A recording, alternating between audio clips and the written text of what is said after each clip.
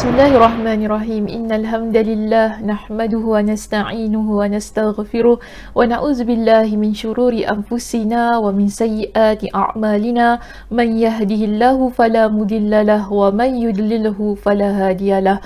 Wa asyhadu an la ilaha illallah wahdahu la syarikalah wa asyhadu anna Muhammadan 'abduhu wa rasuluh. Amma ba'd. Rabbi shrah li sadri wa yassir li amri wahlul 'uqdatam min lisani yafqahu qawli. Rabbi zidni ilma warzuqni fahma. Allahumma inna nas'aluka ilman nafi'a wa rizqan tayyiba wa amalan mutaqabbala. Assalamualaikum warahmatullahi wabarakatuh. Apa khabar jemaah muslimah kita di Masjid Asy-Syafa'ah pada pagi ini?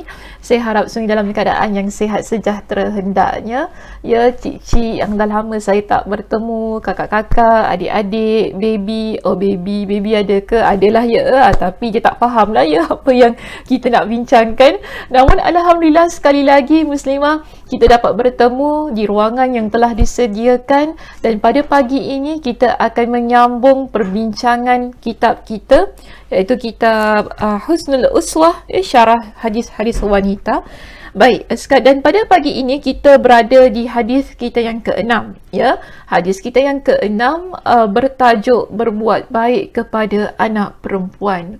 Ya, berbuat baik kepada anak perempuan, yang mana perbincangannya akan bermula dari halaman 66. Hadis yang ke-6, halaman yang ke-66. Okey. So jangan confuse ya.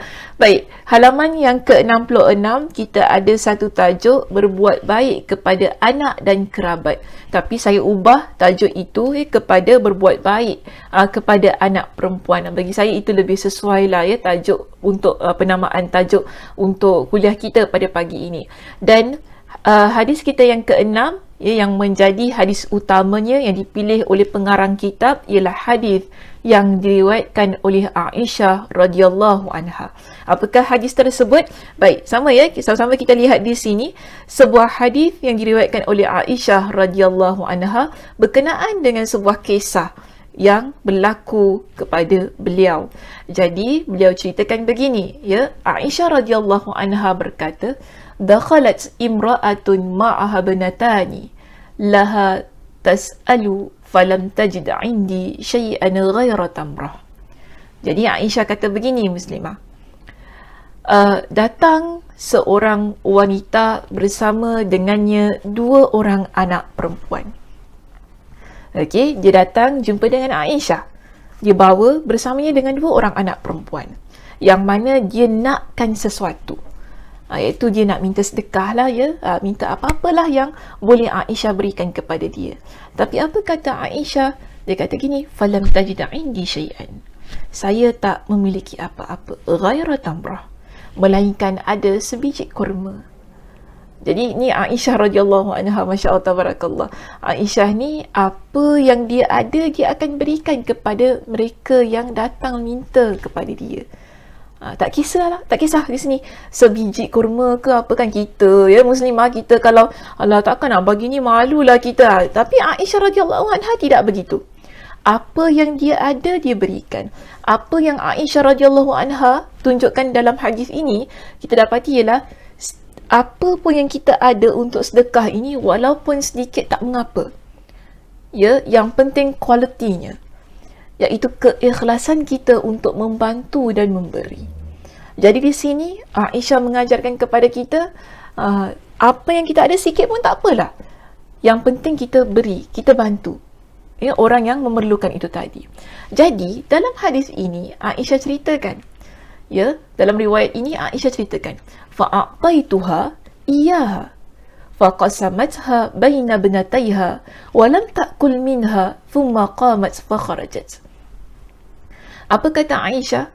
Dia kata saya berikan sebiji kurma itu tadi kepada wanita ini, yang mana kemudian yang Aisyah kata wanita tersebut dia membahagi dua.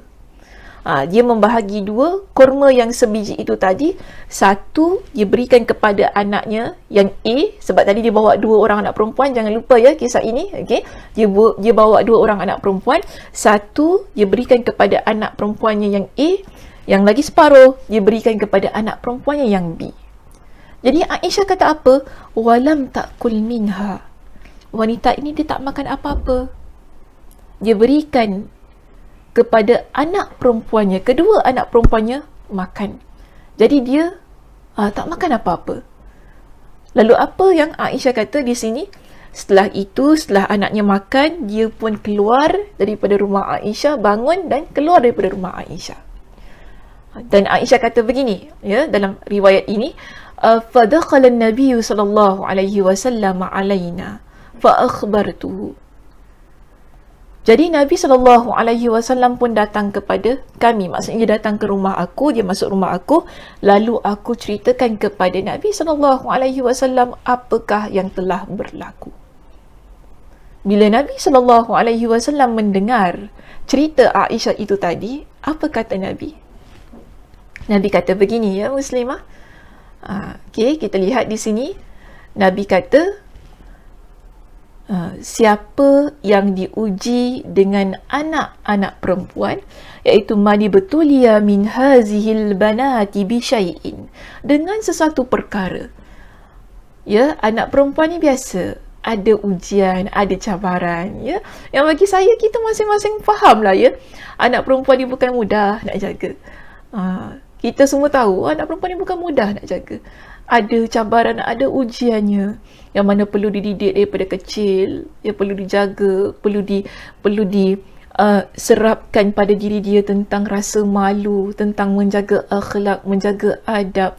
Ya, selalukan anak perempuan, budak perempuan, malu, budak perempuan kena gini, jaga auratnya, semua. Daripada kecil tu kan, kita kena tekankan banyak perkara kepada anak perempuan ini supaya dia membesar menjadi seorang wanita yang memiliki harga diri, yang memiliki maruah yang begitu tinggi, rasa malunya tebal, kan, yang berakhlak, beradab, yang akhirnya dapat menjaga maruah dirinya sebagai wanita, dan dalam masa yang sama dapat menjaga nama baik kedua ibu bapanya dan maruah keluarga. Ini kita panggil sebagai ujian dan cabaran, ya, yang ada ketika kita memiliki anak perempuan. Bukan kita kata anak lelaki tu dia tak perlu dijaga dengan keadaan yang begitu, ya, bukan begitu. Tapi bila anak perempuan ni dia up sikit, dia lebih sedikit. Sebab tu Nabi kata apa? Sesiapa yang diuji, ya, min hazihil banati bi syai'in, dengan anak-anak perempuan ini dengan satu-satu perkara ujian dan cabaran tu kan, maka apa kata Nabi? Kunna lahu sitran minan nar. Anak-anak perempuan itu tadi, mereka akan menjadi pelindung baginya dari api neraka. Sebab itu penting, ya, kita berbuat baik kepada anak-anak perempuan. Maksudnya berbuat baik ni lah kita menyantuni mereka, menjaga mereka, mendidik, kan, mengasuh dengan baik sekali. Kerana mereka ni ada keutamaan yang disebutkan oleh Nabi SAW secara spesifik di dalam hadis baginda, iaitu menjadi pelindung kepada mereka yang menjaga anak perempuan, ya, bagi mereka ini dari api neraka. Begitu juga, ya Muslimah, bila kita merujuk kepada hadis yang lain. Apa kata Nabi? Hadis ini ada di dalam kitab kita di halaman 67. Ya, di halaman 67, apa kata Nabi? Di halaman, masih lagi halaman 66, kemudian bersambung pada halaman kita yang ke-67. Di sini hadisnya, ya, saya nyatakan di sini Nabi SAW bersabda, "Man 'ala jariyataini hatta tablugha jaa yaumal qiyamati ana wa huwa wa dhamma asabi'ahu." Nabi kata begini, Muslimah, siapa yang dapat mengasuh, ya, siapa yang dapat mengasuh ataupun siapa yang menanggung dua orang anak perempuan hingga mencapai usia dewasa, iaitu usia balignya, dia ya Allah Akbar. Silap, ya, daripada sudut Taipan, ya, di slide saya ini bukan dating.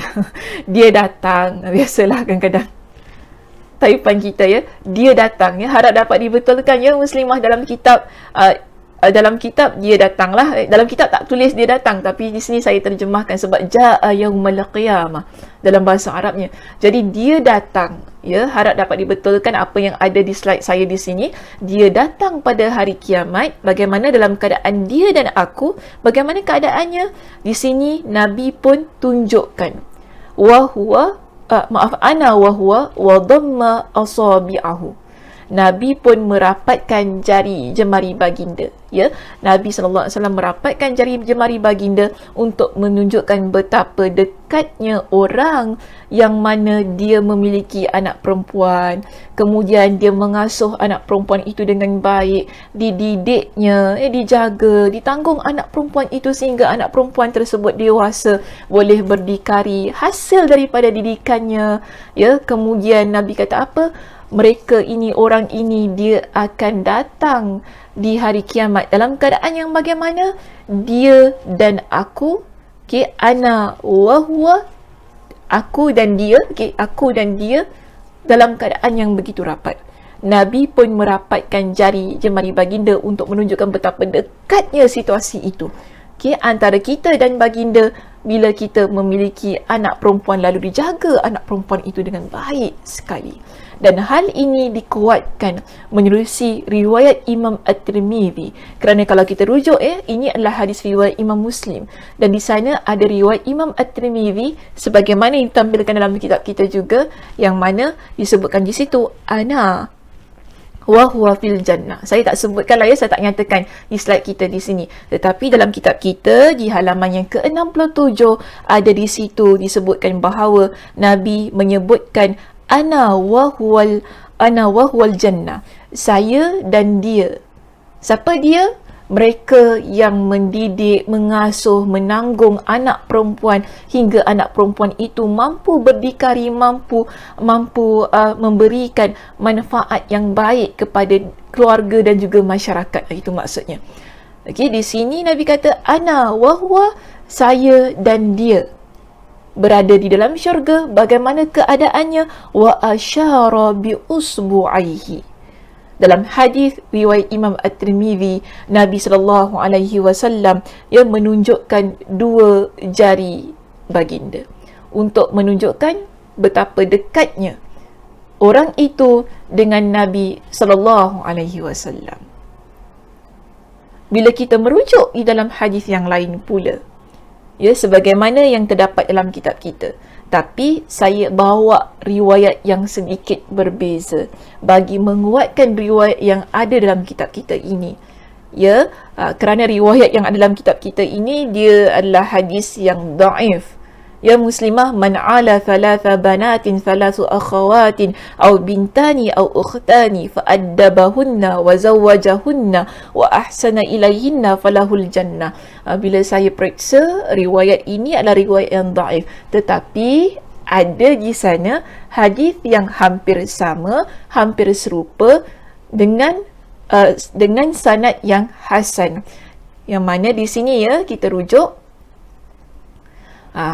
dalam riwayat Imam Al-Bukhari, tetapi bukan dalam kitab Sahih Imam Al-Bukhari, namun riwayat ini saya ambil daripada kitab Adabul Mufrad, yang mana status hadisnya adalah hasan. Bagi saya masih lagi, ya, kalau digunakan hadis ini, hadis dalam kitab ini masih lagi boleh diselamatkan, tidak menjadi masalah. Tetapi bila kita nak mengamalkan, kita lebih cantiklah kita gunakan hadis ataupun riwayat yang lebih sahih ataupun lebih hasan di sini. Yang mana, ya, Nabi SAW bersabda, la yakunu li ahadin thalathu banatin aw thalathu akhawatin fayuhsinu ilayhinna illa dakhalal jannah. Tidaklah seorang yang memiliki 3 anak perempuan atau 3 saudara perempuan, iaitu adik-beradik perempuannya, lalu dia berbuat baik kepada mereka, melainkan dia masuk syurga. Ini jaminan Nabi SAW bagi mereka yang berbuat baik kepada anak-anak perempuan. Ya, maksud berbuat baik ini mendidik, mengasuh, menjaga, kan, yang kemudian menikahkan mereka dengan lelaki yang baik, lelaki yang soleh. Di situ Nabi kata apa? dia akan masuk syurga. Namun persoalannya sekarang ini muslimah, kenapa di dalam agama kita menjanjikan dengan keutamaan yang begini sekali? Pertama tadi kita baca hadisnya, Nabi kata apa? Anak-anak perempuan itu tadi menjadi pelindung baginya dari api neraka. Kedua, Nabi sebutkan tentang keadaan, kedudukan yang mana orang yang jaga anak perempuan ini dengan baik, kedudukannya dengan Nabi begitu dekat sekali. Lalu, bila kita rujuk pada hadis ini, Nabi SAW menyebutkan tadi dengan satu situasi yang mana bila seseorang dia berbuat baik kepada anak perempuannya, tidaklah melainkan dia akan masuk ke dalam syurga Allah. Mengapa agama kita memberikan keutamaan yang begitu sekali kepada mereka yang memiliki anak perempuan? Saya tak nak jawab pada hari ini, pada pagi ini.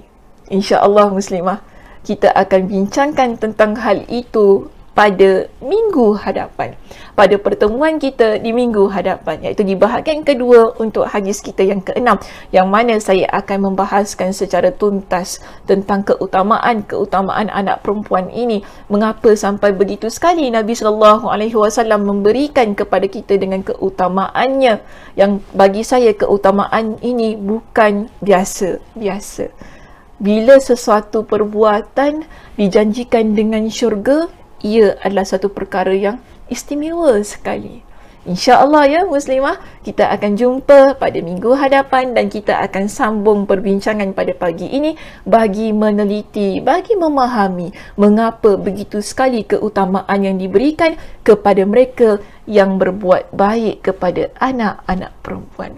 Baik, insyaAllah mudah-mudahan kita jumpa pada minggu hadapan. Saya doakan mudah-mudahan Allah Subhanahu Wa Taala memberikan kepada kita dengan kesihatan, juga kelapangan masa untuk kita bertemu di minggu hadapan bagi mengikuti perbincangan selanjutnya untuk hadis kita yang ke-6 ini.